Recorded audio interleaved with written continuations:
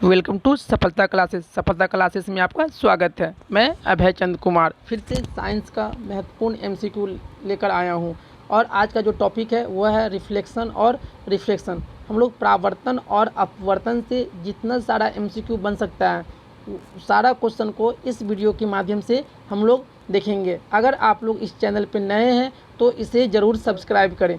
चलते हैं हम लोग क्वेश्चन नंबर 1 पे। क्वेश्चन नंबर 1 में कह रहा है उत्तल लेंस के सामने वस्तु कहाँ रखने पर प्रतिबिंब वस्तु के बराबर आकार का बनेगा। तो पहला बात है कि उत्तल लेंस कहते किसे हैं, जो बीच में मोटा हो और किनारे में क्या हो, पतला हो। और इस लेंस में हम लोग वस्तु को जब 2f पर रखेंगे तो प्रतिबिंब कहाँ बनेगा, 2f पर ही बनेगा। दूसरा बात, जितना बड़ा वस्तु उतना ही बड़ा क्या बनेगा, प्रतिबिंब बनेगा। वस्तु ऊपर की तरफ है तो प्रतिबिंब कहाँ बनेगा, नीचे की तरफ। तो कौन सा ऑप्शन सही हो जाएगा, ऑप्शन नंबर ए सही हो जाएगा। चलते हैं नेक्स्ट क्वेश्चन सेकंड पे। लेंस की शक्ति की इकाई क्या होता है, जो लेंस की जो शक्ति होती है उसका इकाई क्या होता है, तो डायोप्टर। ऑप्शन नंबर ए सही हो जाएगा। चलते हैं नेक्स्ट क्वेश्चन थर्ड पे। किसी लेंस को अभिसारी लेंस भी कहते हैं। ऐसा कौन सा लेंस है जिससे हम लोग क्या कहते हैं, अभिसारी लेंस। तो उत्तल लेंस को हम लोग क्या कहते हैं, अभिसारी लेंस कहते हैं। ऑप्शन नंबर ए सही हो जाएगा। चलते हैं नेक्स्ट क्वेश्चन फोर्थ पे। उत्तल दर्पण का उपयोग हम लोग कहाँ करते हैं, गाड़ी के जो साइड मिरर होता है, जो पीछे का जो दृश्य होता है उसे देखने के लिए हम लोग किसका उपयोग करते हैं, उत्तल दर्पण का। तो वाहन के साइड मिरर के रूप में। ऑप्शन नंबर ए सही हो जाएगा। चलते हैं नेक्स्ट क्वेश्चन 5 पे।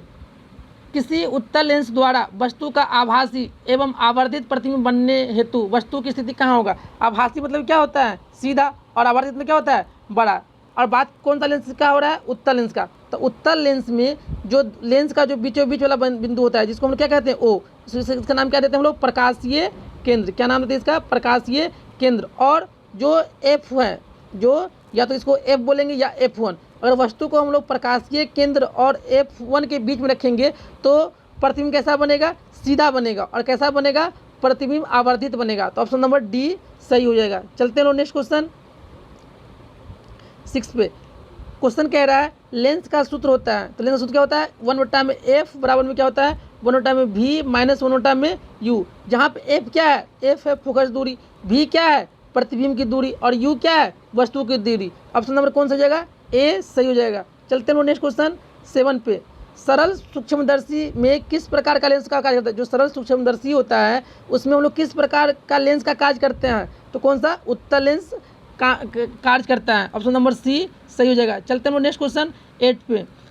2 मीटर फोकासांतर वाले उत्तल लेंस क्षमता होता है। तो क्षमता निकालना है, मतलब पावर निकालना है। तो पावर क्या होता है, 1/f, और f कितना दिया हुआ है, 2 मीटर। अब देखिए 2 से किसमें भाग लाएंगे, 1 में, 2 से 1 में। तो क्या करेंगे, 0.0, 2 पंचे 10। तो क्या हो गया, 10 से 10 कट, 10 में 10 क्या, तो क्या हुआ, 0। तो कितना डायोप्टर हो जाएगा, 0.5 डायोप्टर। वो भी क्या, उत्तल लेंस का जो फोकस दूरी होता है वो क्या होता है, धनात्मक। तो क्या होगा, प्लस के 0.5 डायोप्टर। चलते हैं नेक्स्ट क्वेश्चन 9 पे।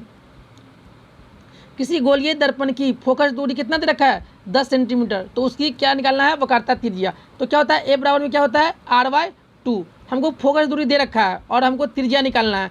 तो ये क्या हो जाएगा, त्रिज्या निकालने के लिए क्या हो जाएगा, r बराबर क्या हो जाएगा, 2f। तो यहाँ पे f कितना दिया है, 10। तो ये क्या होगा, 2 इंटू में 10, तो 10 दूना 20, तो 20 सेंटीमीटर। ऑप्शन नंबर सी सही हो जाएगा। चलते हैं नेक्स्ट क्वेश्चन 10 पे। अवतल दर्पण में प्रतिबिंब किस प्रकार बनती है। तो अवतल दर्पण में काल्पनिक भी बनेगा और वास्तविक बनेगा। ऑप्शन नंबर सी सही हो जाएगा। चलते हैं नेक्स्ट क्वेश्चन 11 पे। एक अवतल दर्पण की वक्रता त्रिज्या 40 सेंटीमीटर है तो उसकी फोकस दूरी। तो अब जैसे बताएं क्या होता है, ए बराबर में क्या होता है, r/2। अब यहाँ पे क्या दे रखा है, वक्रता त्रिज्या मतलब r दे रखा है। तो r कितना देखा है, 40। और 40 में किससे भाग लगा देंगे, 2 से। तो 20 दूना 40, तो उसका फोकस दूरी कितना हो जाएगा, 20 सेंटीमीटर। ऑप्शन नंबर डी सही हो जाएगा। चलते हैं नेक्स्ट क्वेश्चन 12 पे।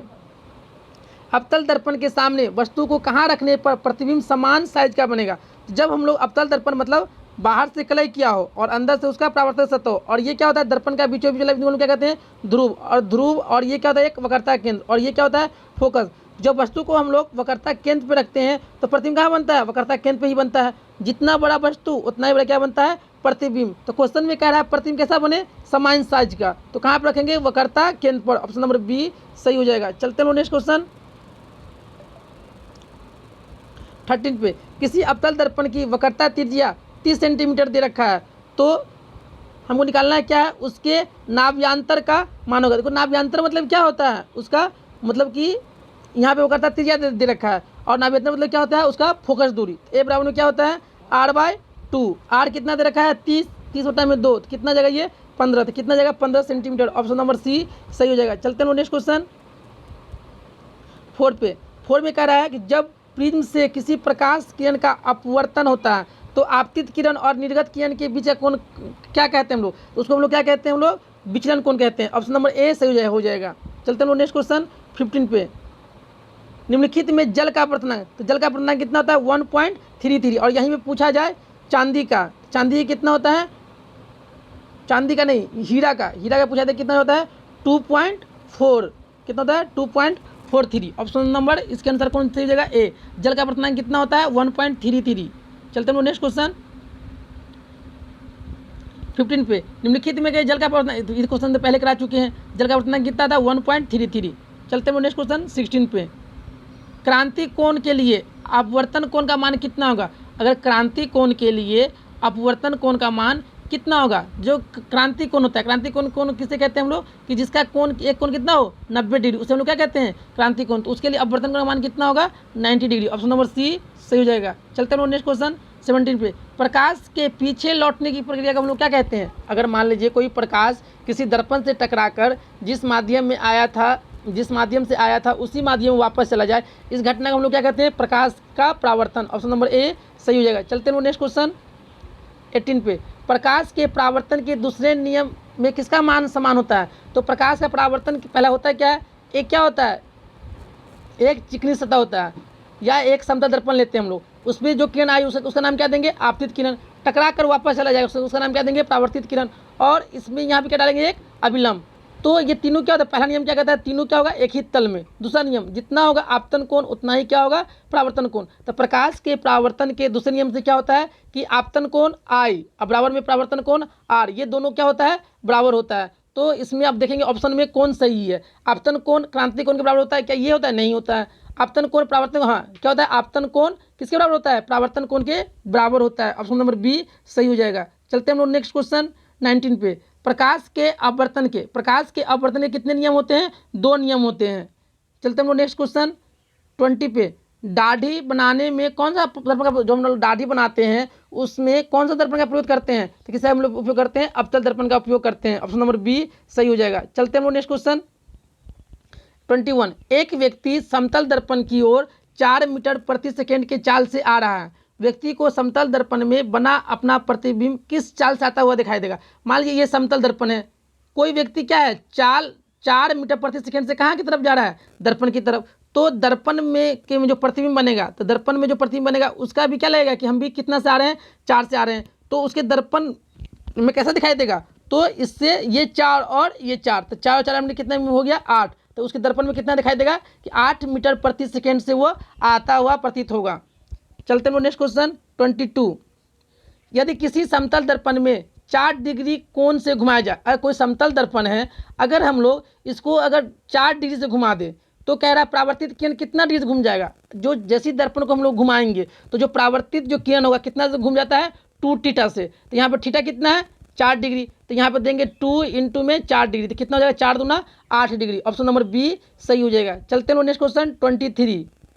समतल दर्पण के द्वारा बने वस्तुओं का प्रतिबिंब, जो समतल दर्पण में जो प्रतिबिंब बनता है तो वो कैसा बनता है, क्या काल्पनिक बनता है, वास्तविक बनता है, या दोनों प्रकार का बनता है, या इनमें से नहीं कोई नहीं। तो समतल दर्पण में जो प्रतिबिंब बनता है हमेशा कैसा बनता है, काल्पनिक। और काल्पनिक प्रतिबिंब कैसा होता है, सीधा होता है। और वास्तविक प्रतिबिंब कैसा होता है, उल्टा होता है। चलते हैं नेक्स्ट क्वेश्चन 24। एक व्यक्ति जिसकी लंबाई कितना है, 1.5 मीटर है, को अपना संपूर्ण प्रतिबिंब देखने के लिए समतल दर्पण की न्यूनतम दूरी, अगर कोई भी व्यक्ति को अगर पूरा प्रतिबिंब देखना है तो समतल दर्पण का जो समतल दर्पण जो बनाएंगे उसका न्यूनतम लंबाई क्या होगा, जो आदमी होगा वो आदमी के लंबाई का क्या होता है आधा, तो 1.5 बट्टा क्या क्या कर देंगे 2 कर देंगे, तो इसका मान कितना आ जाएगा 0.75 मीटर। ऑप्शन नंबर सी सही हो जाएगा। चलते हैं हम लोग नेक्स्ट क्वेश्चन 25। कह रहा है कि समतल दर्पण एम एन, एक समतल दर्पण कौन सा है एम एन है, पर ए भी एक आपतित किरण, ये क्या है एक आपतित किरण है, तो आपतन को मान बताइए। देखिए ये समतल दर्पण है और ये आपतित किरण, यहाँ पे हम लोग क्या डालते हैं अभिलंब, अभिलंब मतलब क्या, ये पूरा कोण कितना डिग्री 90 डिग्री, तो ये 40 है, तो कितना बचेगा ये 50, तो आपतन का मान कितना हो जाएगा 50 डिग्री। और इसी क्वेश्चन में पूछा जाए कि परावर्तन कोण का मान कितना होगा, मतलब आर कितना हो जाएगा, तो ये भी कितना हो जाएगा 50, क्योंकि प्रकाश के परावर्तन के दूसरे नियम से जितना आपतन कोण होता है उतना ही क्या होता है परावर्तन कोण। हम लोग इस वीडियो के माध्यम से महत्वपूर्ण क्या देखें 25 MCQ देखे हैं। अगर आप लोग इस चैनल पर नए हैं तो इसे ज़रूर सब्सक्राइब करें, ताकि हम इसी तरह का वीडियो क्या करें आपके सामने में लाते रहें। अगर वीडियो अच्छा लगे तो ज़रूर कमेंट करना और लाइक करना। Thank you watching for this video.